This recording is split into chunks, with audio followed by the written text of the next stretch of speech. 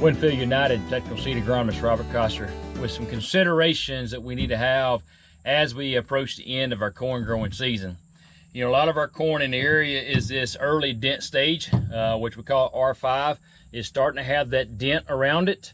You split that ear open, you can see that that dent is formed, and what that is, that's the starch layer starting to move down that kernel.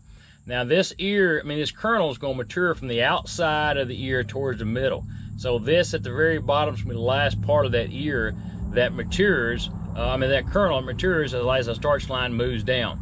Now it's important for a couple different reasons. One is water use.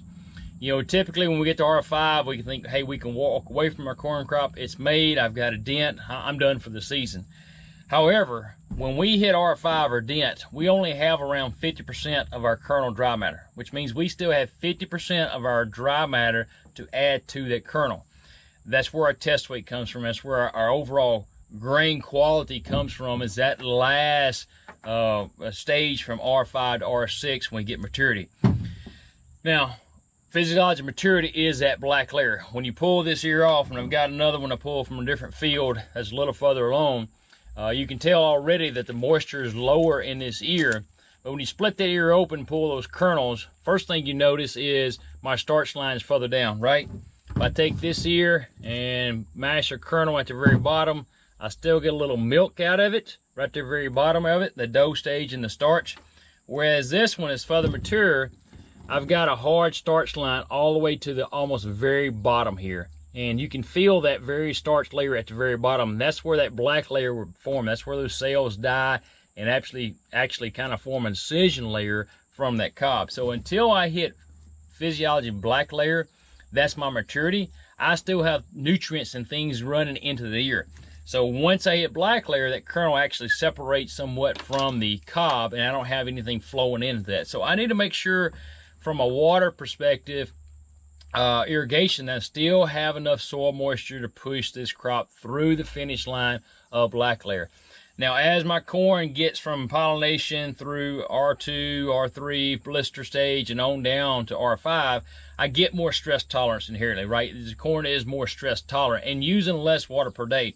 When I hit R5 here, I'm only using about 0.2 tenths of an inch a day, so 2/10 of an inch per day, which is about a week. I'm getting an inch and a quarter. If you got a couple rainfalls, you may be able to stretch that.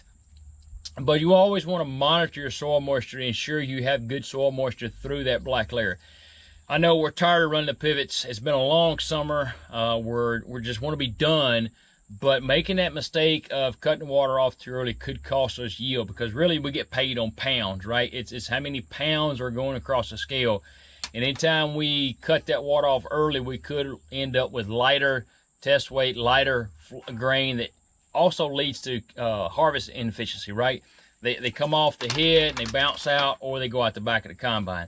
So we want to think about that as we get to the end of the season. Now it's going to take about 24 days for that milk line to progress from the top to the bottom of that ear. And so that's something we can already start looking at the calendar date. We can measure where we're at. If we're at, this is probably half milk line right here. We're at half milk line on that. We can start looking at our calendar dates and figure out when we'll hit that maturity. Now, once we hit black layer, we're at roughly 30% moisture. So at that point, all you're going to do from here on out is lose moisture in the kernel. So then it becomes a decision of how wet you want to harvest your corn. A good estimate is about a half a point per day, depending on temperature, rainfall, cloud cover. Could be less, could be more. But every 2 to 3 days, you're going to lose a point of moisture. So if you're wanting 20%, you say a half point, that's 10 points, that's 20 days. So in 3 weeks, you could have the combine in the field. And so we'll follow up with some things to think about how to decide which field to harvest first.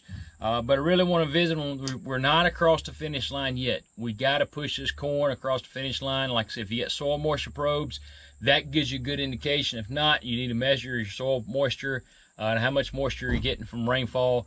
But don't let that corn run out of moisture before it hits that true black layer when we have physiological maturity. And that's kind of where we're at in a lot of our corn in the Mid-South. And we'll come back here, and like I said, in about 20 days, 21 days, and we'll have a combine in a lot of these fields.